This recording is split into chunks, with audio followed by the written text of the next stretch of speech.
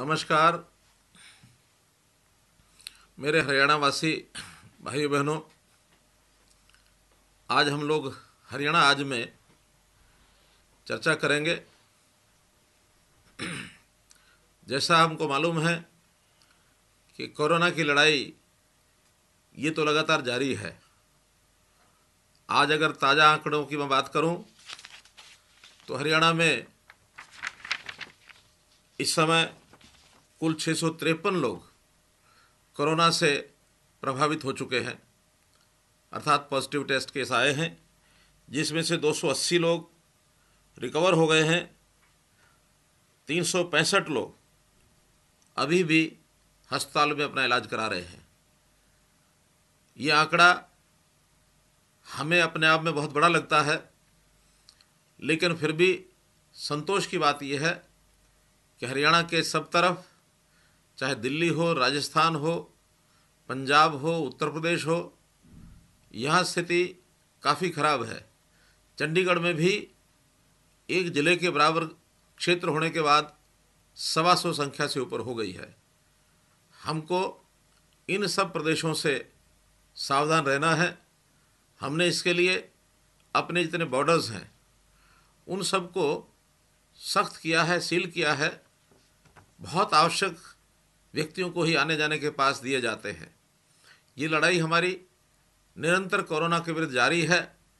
इसमें हमने पूरे सख्त स्टेप भी उठाए हुए हैं, लेकिन जहाँ एक और कोरोना की लड़ाई लगातार चल रही है, वहीं लॉकडाउन फेज़ 3 में हमें अपनी आर्थिक गतिविधियाँ, अपनी औद्योगिक गतिविधियाँ, इसको भी ठीक करना ये आवश्यक है।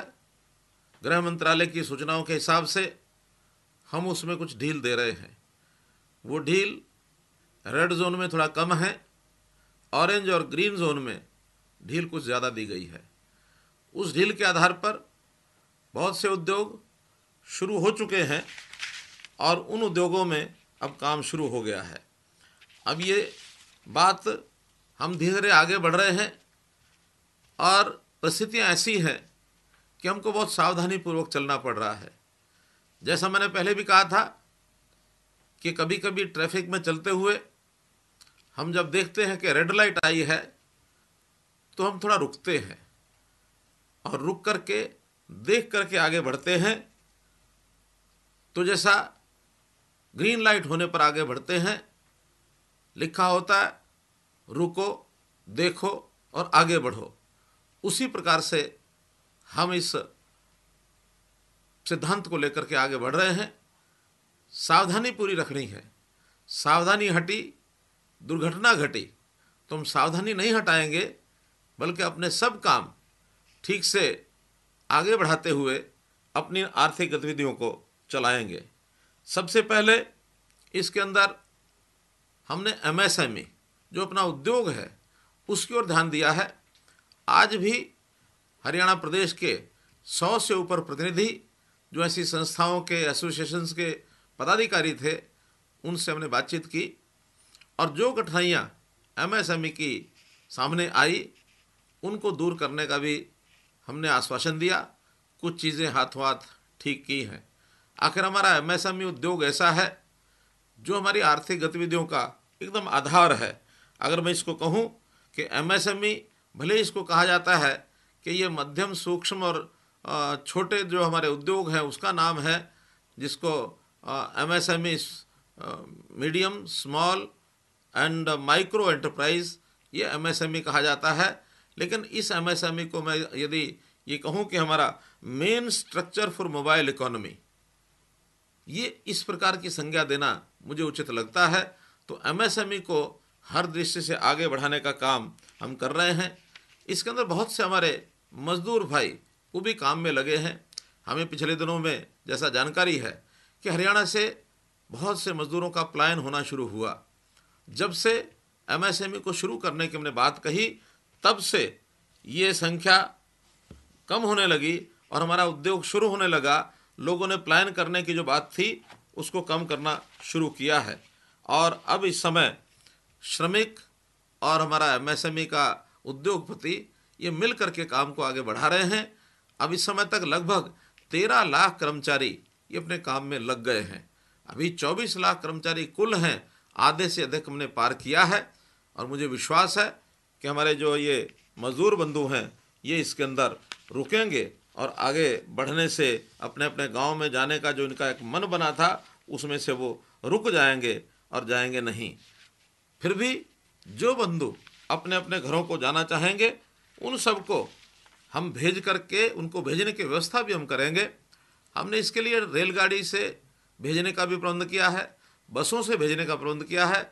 आने वाले 7 दिन में 100 ट्रेन से, चाहे वो बिहार के बंधु हों, चाहे मध्य प्रदेश के बंधु हों, चाहे पूर्वी उत्तर प्रदेश के बंधु हों, जहाँ दूर दूर स्टेट के लेबर के लोग यहाँ आए हुए हैं और वो जाना चाहते हैं, उनका रजिस्ट्रेशन हमने किया है। लगभग 6 लाख लोगों ने जाने की बात कही है। हमने एक एक, जैसा किसान को कहा है एक एक दाना खरीदेंगे, ऐसा मजदूर को कहा है कि हम एक एक मजदूर की चिंता करेंगे। अगर वो यहाँ रुकेगा उसकी व्यवस्था करेंगे, और अगर यहाँ से जाना चाहेगा उसको अगले आने वाले 7 दिन में 10 दिन में सबको भेजने का प्रबंध करेंगे। किसी प्रकार की वो चिंता न करें। जब तक उनके घर जाने की बारी नहीं आती है हमारे रिलीफ कैंप्स में रुकें और हम उनको भोजन की व्यवस्था, उनके रहने की व्यवस्था समुचित हम प्रबंध करेंगे। इसलिए मैं अपने श्रमिकों बंधुओं से कहूँगा कि वो लोग इसकी चिंता न करें। एक चुनौती है, इस चुनौती को हम सब मिलकर के स्वीकार कर रहे हैं, इसको हम आगे बढ़ा रहे हैं। इसके लिए किसी प्रकार की भी चिंता न करें। जरूरी बंदोबस्त ये हमने सब इसके किए हैं ताकि सरकार जो है उनको भेजने के लिए वाहन व्यवस्था, और वो भी फ्री जाने की व्यवस्था हमने की है, किसी से कोई पैसा नहीं लिया जा रहा, इसकी भी हम लोग चिंता कर रहे हैं। मित्रों, हमारा ये उद्योग इसको कैसे फलते फूलते हम आगे बढ़ाना चाहते हैं। ये एमएसएमई के बाद यदि मैं बड़े उद्योग की बात करता हूँ तो बहुत बड़ा योगदान हरियाणा के विकास में मारुति सुजुकी का, Honda, Samsung, Escorts group, Lakhani Armaan group, Jindal की स्टील इंडस्ट्री और लिबर्टी जैसी ऐसी कंपनियां हैं जो हरियाणा के विकास में बहुत बड़ा एक योगदान कर रही हैं। मैं चाहूँगा कि ऐसे सब जो उद्योग हैं, बड़े उद्योग, वो भी अपने मज़दूरों को उनको साथ रख करके उनकी आवश्यकताओं की पूर्ति करते हुए ये सब काम करना शुरू करें ताकि हमारा जो पहिया है प्रगति का वो फिर से वो काम कर सके। हमारा जो करनाल और कुरुक्षेत्र का चावल उद्योग है, पानीपत की हैंडलूम इंडस्ट्री है, जींद और पंचकुला की हैचरी इंडस्ट्री है, यमुनानगर प्लाईवुड इंडस्ट्री है, करनाल और बहादुरगढ़ का जूता उद्योग है, इनका भी अपना महत्व है। हरियाणा की ये सब शान हैं। इनको आगे बढ़ते हुए और हम सब लोग देखना चाहते हैं किसी प्रकार की कठिनाई सरकार की ओर से नहीं आएगी, बल्कि सरकार इसमें सहयोग करेगी, ये लोग आगे बढ़ें। कोरोना महामारी में हमको मालूम है कि पूरी इंडस्ट्री ये एक परेशानी बनी है, कमर टूटी है, बल्कि कई बार तो कई तो ऐसे उद्योग जो बंद हुए हैं उनका जो बना हुआ उत्पाद है वो नहीं बिका है, रॉ मटेरियल उनका मिलना बंद हुआ है, मजदूरों की भी उनको कठिनाई आई है। खास करके जो रेड जोन है और जिसमें कंटेनमेंट जोन है वहाँ औद्योगिक गतिविधियाँ वो कुछ प्रतिबंध जो लगाए हुए हैं उन प्रतिबंधों के हिसाब से जहाँ कहीं खुलने की स्थिति आएगी हम खुलवाएंगे, और जहाँ ऑरेंज जोन और ग्रीन जोन है वहाँ पर उद्योग को ये चलाएं। किसी प्रकार की कठिनाई इनको हम नहीं आने देंगे। इसको आगे बढ़ाने के लिए निश्चित रूप से हर समस्या का हल कराना ये हमारा काम है। श्रमिकों की जो समस्या है उसके लिए एक बात मैं जोड़ना चाहूँगा कि जो लोग आज से कुछ दिन पहले अपने अपने घरों को चले गए हैं, ऐसे सब लोग भी अब वापस आने की स्थिति में उनकी इच्छा हो रही है कि लोग वापस आना चाहते हैं। अभी मुझे समाचार मिला है कि लगभग 1,10,000 लोग जो बिहार से, उत्तर प्रदेश से, उन्होंने भी वापस आने की अपनी बुकिंग कराई है। हमारे ऐप के ऊपर उन्होंने अपलोड किया है कि हम वापस आने के लिए तैयार हैं, और वो यहाँ आकर के हमारा उद्योग चाहे गुरुग्राम का है, फरीदाबाद का है, रेवाड़ी का है, यमुनानगर का है, उन उद्योगों में आकर के काम करने के लिए तैयार हैं। ये अच्छा संकेत है। इसके लिए हम लोग आगे उनको बढ़ाने के लिए और एक पुरस्कार वापस ला करके उनको काम में लगाने के लिए तैयार हैं। वहीं पर एक जो विषय महत्वपूर्ण है कि जैसे दुनिया भर में कोरोना फैला, चीन से ये कोरोना शुरू हुआ। चीन में जो लोग इन्वेस्टर थे किसी भी देश के, उन सब लोगों ने अपना मन बनाया है कि वो भी दूसरे देशों में जाकर अपना काम करें। हमारी जानकारी है कि लगभग 1000 इन्वेस्टर ऐसा है जो चीन से इन्वेस्टमेंट को समाप्त करके दुनिया के दूसरे देशों में जाना चाहता है। इन लोगों के साथ हमारे संपर्क बने हुए हैं। हमने वीडियो कॉन्फ्रेंस के माध्यम से कुछ जो निवेशकर्ता हैं उनसे बातचीत की है, और वो उन देशों में जैसे जापान है, अमेरिका है, कोरिया है, जर्मनी है, ऑस्ट्रेलिया और ताइवान, यहाँ के इन्वेस्टर सब चीन की बजाय और भारत में आना चाहते हैं। भारत में विभिन्न प्रदेशों में जाने की उनकी इच्छा हो सकती है, लेकिन हरियाणा में चूँकि हमने एक वातावरण अच्छा बनाया है, ईज़ ऑफ डूइंग बिजनेस का एक वातावरण यह बना है जहाँ दुनिया के सब देश इसमें कंपटीशन कर रहे हैं, वहाँ हरियाणा भारत में भी कंपटीशन कर रहा है कि हमने ईज़ ऑफ डूइंग बिजनेस में अपने देश में जो हमारा 2014 में 16वां स्थान था उसको हमने सुधारा है, ठीक किया है, और अब हम तीसरे स्थान पर पायदान पर आकर खड़े हुए हैं। हमने देश के अंदर अपना स्थान अच्छा बनाया है। इसलिए जितना भी दुनिया का इन्वेस्टर है या अपने देश का इन्वेस्टर है वो हरियाणा में आना चाहता है और हरियाणा में आकर के निवेश करना चाहता है। हमने उनके लिए अपनी सब रास्ते बनाए हुए हैं। जो कठिनाइयाँ उनको दूर करने के लिए हमने सारी बातें उनसे जो की हैं। 60 कंपनियों ने हरियाणा में अपनी जो रुचि दिखाई है उनके लिए हम लोग तैयार हैं। हमारी जो एजेंसियां हैं, इन्वेस्ट इंडिया, जेट्रो, कोटरा, USIBC, USISPF, IGGC, enterprise Singapore इत्यादि, ये जो सब ऐसी एजेंसीज हैं जो उद्योग लगाने के लिए, हरियाणा में उद्योग लगाने के लिए उन लोगों से बातचीत कर रहे हैं और हम उनका स्वागत करेंगे। हरियाणा में हमने योजना बनाई है कि अभी तक जो उद्योग हमारा कुछ जिलों के अंदर सीमित है वो पूरे हरियाणा के अंदर फैले। पूरे हरियाणा में फैलने के लिए एक क्लस्टर योजना भी हमने बनाई है ताकि सभी 22 जिलों में कोई ना कोई उद्योग वहाँ जाए और इन्वेस्टमेंट करने के लिए व्यक्ति वहाँ आए। हम सब प्रकार की सुविधाएं, इंफ्रास्ट्रक्चर की, सड़क की व्यवस्था, रेल की व्यवस्था, जो योजनाएं आगे आवश्यकताएं होंगी उसका सब काम पूरा करेंगे। इन 22 जिलों के अंदर विशेष तौर पर गुरुग्राम, फरीदाबाद, रेवाड़ी, सोनीपत, ये ज़िले ऐसे हैं जहाँ पहले से उद्योग अपना पर्याप्त मात्रा में पहले चलता है। शेष जिलों में जैसा मानो सिरसा, यहाँ हमारे कृषि खाद्यान्न की अच्छी उत्पाद होता है, तो वहाँ फूड प्रोसेसिंग के यूनिट्स, खाद्य और इस प्रकार के जो यूनिट्स हैं संस्करण के, और साथ ही टेक्सटाइल इंडस्ट्री, कपड़ा और वस्त्र, इसके लिए हम योजनाएं बनाएंगे कि ये क्लस्टर वहाँ पर खड़ा हो। इसी प्रकार फतेहाबाद में food and agro industry, iron steel industry, Jind में एग्रो एंड फूड इंडस्ट्री अर्थात खाद्य आधारित जो कृषि आधारित खाद्य सामग्री तैयार करने के लिए इंडस्ट्री, आयरन स्टील, हिसार में आयरन स्टील का पहले से अच्छा उद्योग है, उसी को बढ़ावा दिया जाएगा।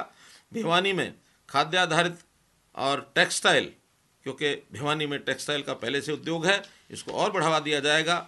महेंद्रगढ़ में क्योंकि सरसों का वो क्षेत्र है, ऑयल मिल्स बहुत हैं, वहाँ ऑयल मिल्स को बढ़ाया जाएगा। ऑटो कंपोनेंट्स, इनको बढ़ाया जाएगा।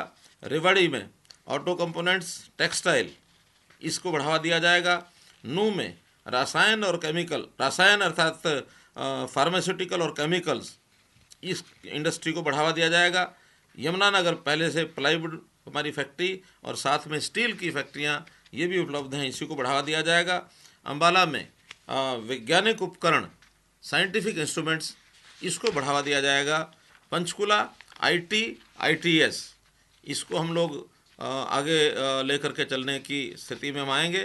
कुरुक्षेत्र पेपर मिल और एग्रो एंड फूड अर्थात कृषि आधारित, खाद्य आधारित ये उद्योग लगाए जाएंगे। पानीपत में टेक्सटाइल पहले से चल रहा है, एग्रो एंड फूड इसको हम आगे बढ़ाएंगे। इसी प्रकार सोनीपत एग्रो फूड और ऑटोमोबाइल कंपोनेंट्स, इसके लिए कार्य किया जाएगा।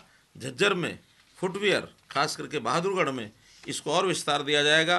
फरीदाबाद में auto components, construction and engineering, agro and food, इन चीज़ों को आगे बढ़ाया जाएगा। रोहतक में इंजीनियरिंग यूनिट्स, पहले से भी ये यूनिट्स काफ़ी हैं और इनको आगे बढ़ाने का काम किया जाएगा। Gurugram automobile, auto component IT, ITS, electrical, electronics, engineering, इसमें काम किया जाएगा। Karnal agro and food, packaging, pharmaceutical, इसके अंदर इसका उपयोग किया जाएगा। चरखी दादरी, ऑयल मिल्स, इस काम को किया जाएगा। अर्थात 22 के 22 जिलों में क्लस्टर अप्रोच के साथ हम लोग काम करेंगे, ताकि हर जिले के अंदर जो काम करने वाला हमारा कार्यकर्ता है, व्यक्ति है, वर्कर है, मजदूर है, उनको सबको काम में लगाया जाएगा, ताकि बेरोजगारी को हम लोग हटा सकें, दूर कर सकें। इन कामों के लिए हमें अपने वर्कर को, अपने हरियाणा के नागरिक को उस योग्य बनाने के लिए स्किलिंग का काम, स्किल डेवलपमेंट का काम, इसको भी हम कराएंगे। और इसके लिए विशेष बात कि हरियाणा की एकमात्र स्किल डेवलपमेंट यूनिवर्सिटी वो पलवल ज़िले में हमने यहाँ स्थापित की है।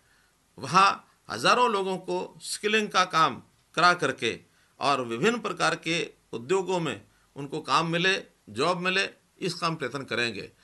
और साथ ही कुछ सेवाएं, सर्विसेज, इसके लिए भी छोटे बड़े कोर्स वहाँ शुरू कराए जा रहे हैं, ताकि वो लोग अपने रोज़गार के लिए आगे बढ़ सकें।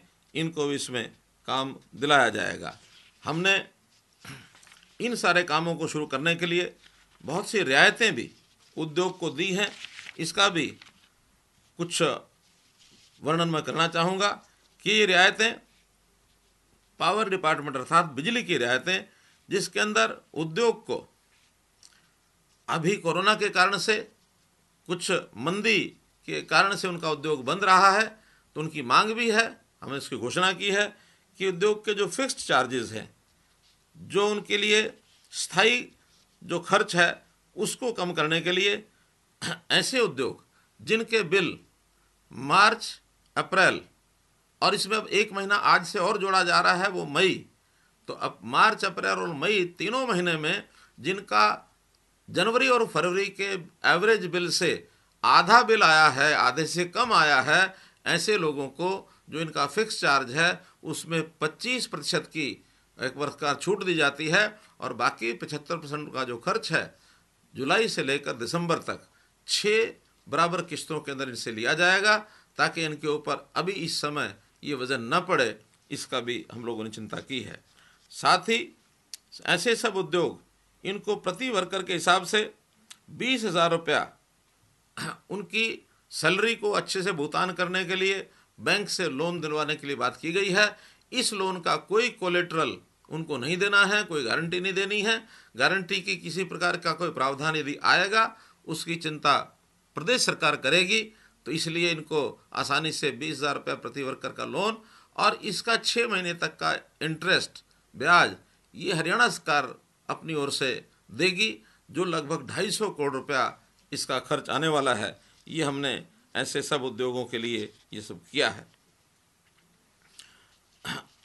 कुछ लेबर लॉज, इसके अंदर छूट देने की बात कही गई है, कुछ प्रदेशों ने छूट दी भी है। उल्लेख करना चाहूँगा कि जिन प्रदेशों ने अब जो छूट दी है, हमारे यहाँ बहुत से कानून जो अभी दूसरे प्रदेशों में लागू थे, हमने 2017 में ही उनमें सुधार कर लिया था। फिर भी बाकी सब प्रदेशों के लेबर लॉज को देखते हुए हमें भी अगर किसी लॉ में, किसी कानून में, किसी पॉलिसी में बदलाव करने की आवश्यकता होगी, तो हम आने वाले 7 दिन के अंदर अंदर ये सारे लॉज, इनको भी ठीक किया जाएगा। इसलिए न उसमें मजदूर को कोई कठिनाई हो, न उसमें किसी उद्योगपति को कठिनाई ना हो, तो इसलिए हम उस काम को भी आसानी से करेंगे।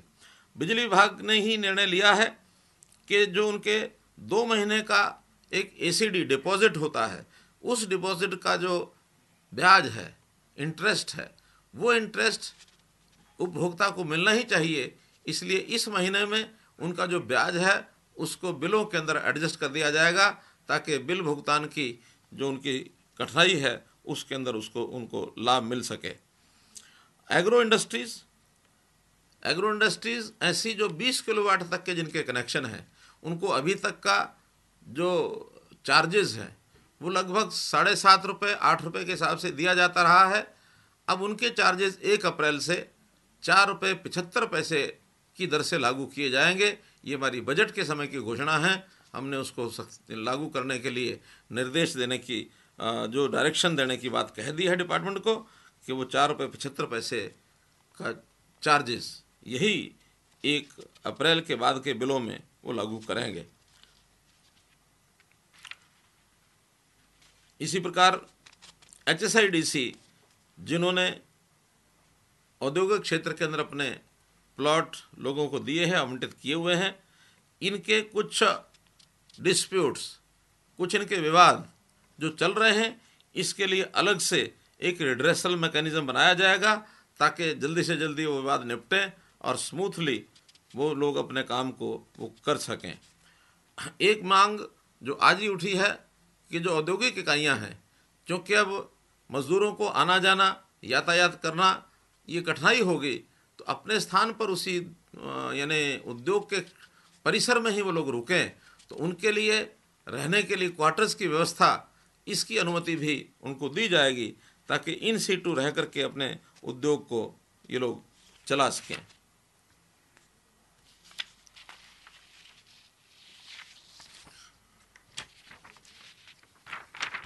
मित्रों, मुझे तो कुल मिलाकर के ये कहना है कि जब भी कोई चुनौती आती है, उस चुनौती के समय ऐसा भी कई बार आभास होता है कि कुछ अवसर भी आते हैं, कुछ अपॉर्चुनिटीज़ भी होती हैं। तो कोरोना की इस चुनौती को हमको एक अवसर के रूप में लेना चाहिए कि इस घड़ी में हमें जो नए नए आयाम सामने खुलेंगे, उन आयाम के लिए भी अपने आप को तैयार करना चाहिए।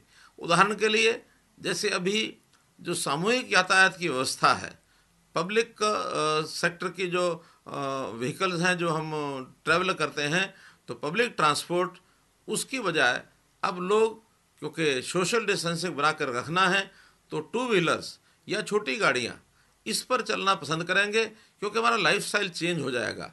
तो जब लाइफस्टाइल चेंज होगा तो इस प्रकार के बदलाव भी आएंगे। मेरा ऐसे जो उद्योगपति हैं उनसे निवेदन है कि वो छोटे यानी इस प्रकार के वाहनों के लिए, 2 पहिया के लिए, 4 पहिया के लिए अपनी कमर कसें और आगे आने वाले समय में निश्चित रूप से इसका हमें लाभ होने वाला है, इस ओर वो आगे बढ़ें। हम लोग सब, क्योंकि संकट बड़ा है, इस बड़े संकट में हमारा पूरा प्रदेश की पूरी जनता, मेरा उनसे आह्वान है कि इसमें से निकलने के लिए सब लोग इसमें सोचें, सब लोग विचार करें, एक दिशा में चलें और एक परिवार की भावना से हम लोग इसको आगे बढ़ाएं। चाहे वो उद्योगपति है, चाहे व्यापारी है, चाहे हमारा कर्मचारी है, किसान है, मजदूर है, हर व्यक्ति को सोचना चाहिए कि मुझे इस कोरोना की मुक्ति से अपने प्रदेश को यानी एक प्रकार से सहयोग करना है और इससे मुक्ति पानी है। हर एक व्यक्ति उस ओर काम करे और जहाँ कहीं समाज में हम आपस में एक भाईचारे के नाते एक दूसरे का सहयोग सहायता करने की बात आए, तो आज सारे बंधन वैसे न रखें केवल लेन देन के लिए। लेन देन की व्यवस्था में तो कौन क्या काम करता है उसके बदले में कुछ मिलता है, लेकिन आज काम भी करना है, जिसकी सहयोग की जिसकी ज़रूरत है उसकी सहयोग भी करना है, सहायता भी करनी है। अगर मैं केवल उद्योग की बात करूं तो उद्योग को भी उद्योगपति और उसका मजदूर और साथ में सरकार, हम एक परिवार के नाते काम करेंगे और जो भी हमारा नागरिक हरियाणा का है उसको कैसे सबको ज़्यादा से ज़्यादा रोज़गार मिले, बेरोज़गार कोई भी ना रहे। क्योंकि इस नए अवसर के समय जैसा बाहर के प्रदेशों के मजदूरों की संख्या यहाँ कम हुई है, तो हमारे प्रदेश के अपने लोगों को भी अगर रोज़गार मिलता है, उसमें बेरोज़गारी ख़त्म होती है, तो उनको अपने आप को तैयार भी करना है, उनकी स्किलिंग भी होनी चाहिए, उनको अपने आप को आगे बढ़ाने के लिए जो अवसर मिले उसको खोना नहीं चाहिए। और हम मिल करके कोरोना को भी ख़त्म करेंगे, उद्योग भी चलाएंगे और अपने हरियाणा को एक समृद्ध हरियाणा को बनाने के लिए काम करेंगे। यही आपके सामने मेरी अपील। बहुत बहुत धन्यवाद, बहुत बहुत आभार।